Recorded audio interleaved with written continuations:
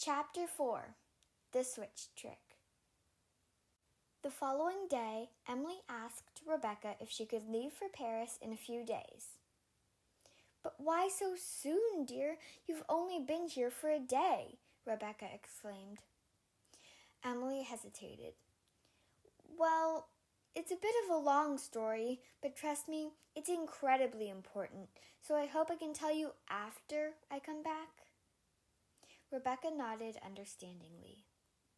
"You may go. I shall pack some snacks for you while you pack up again." Emily nodded. She didn't want Rebecca to feel bad and think that she didn't care about her, but she had to do her job. She didn't know what to say, so she just said, "I'll go wake Sarah up," and headed to Sarah's room. When Emily opened the door, she was surprised to see Sarah sitting up on her bed wide awake. The last time she checked in Sarah's room, Sarah was sleeping peacefully. "Thanks for asking Rebecca about the trip," she said. "How did you know I asked?" Emily asked. "I'm also a spy, you know. I listen to things," Sarah replied. Emily shrugged. "I guess so." The following day, Sarah and Emily rushed to the airport along with Camille. Rebecca had ended up forgetting to pack snacks for Emily and Sarah, but then insisted on doing it when they were already late, which wasted a half hour. Thankfully, they still managed to get onto the plane on time. The flight was not too long. Sarah spent time sleeping and watching a few movies. When they got to Paris, Juliet Thomas picked them up. She was a lady in her 30s and dressed fashionably. She was kind and cheerful, just like Camille's mother. After a 30-minute drive, Juliet stopped in front of a rather large, beautiful white house that was surrounded by colorful flowers. There were roses, tulips, daisies, daffodils, and so many more. "Here we are," said Juliet, beaming. She opened the door for Emily, Camille, and Sarah and led them into the house. Sarah, Camille, and Emily took off their shoes, placed their luggage in the foyer, and followed Juliet into the living room. Incredibly good paintings were hung on the walls. At the corner, each read JT, so Sarah guessed that Juliet had created those paintings. Sarah and Emily started to settle in and unpack. They spent a few days chatting and spending time with Juliet, and Sarah started to get to know her more. Juliet was a nice, skilled artist and was good at keeping secrets. She knew about Sarah and Emily's plans. A few days later, Lisa called. The meeting with the graduates team was over, and Lisa had recorded every word that the people had said. No one suspected Sarah or Emily to be in France or hatching a plan against them. They talked about how to defeat the museum guards and whether to kill or not. The basics, mostly.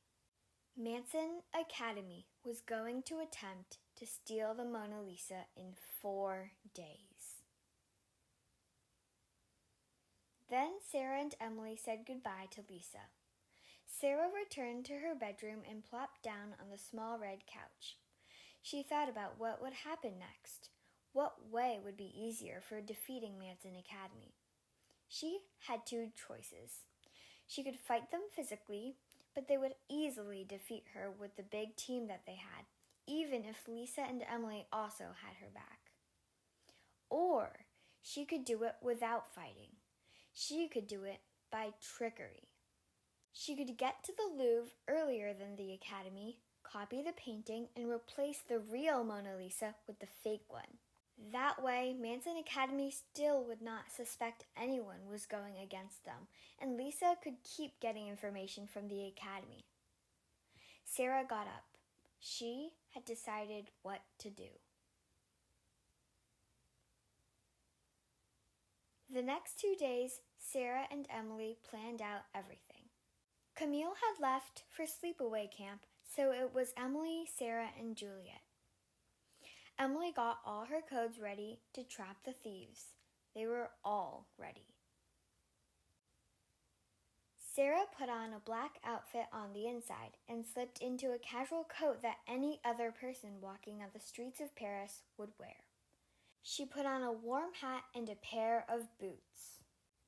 Lisa told them that the Manson Academy graduates team was going to get to the Louvre Museum at exactly 12:16 a.m.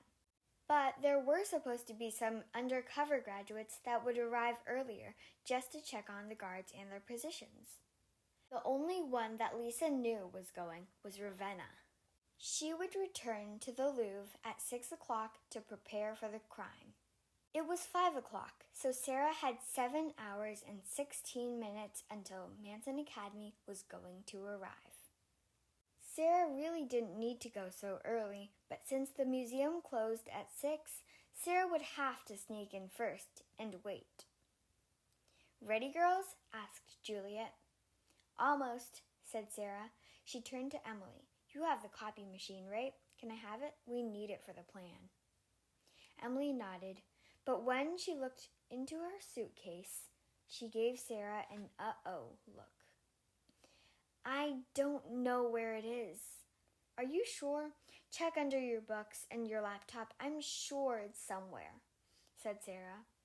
Emily checked everywhere. The shelves, cabinets, closets, backpacks, couches, even the bathroom, but she couldn't find the gadget.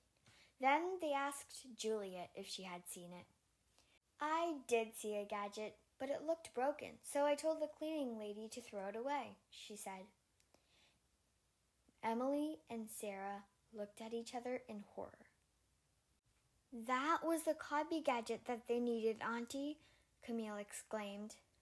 "Oh, I am so sorry. I had no idea. I'm sure there's another way. Perhaps you could try taking the thieves' gadget?" suggested Juliet. "That's an idea," said Sarah. "I'll try that." "Let's get going. We don't want the museum closing before we get there," Juliet said. Sarah nodded. Emily, Sarah, and Juliet walked out into the night. The icy cold wind pressed against their faces as they walked down the stone path to the driveway. They climbed into Juliet's car and drove off to the Louvre.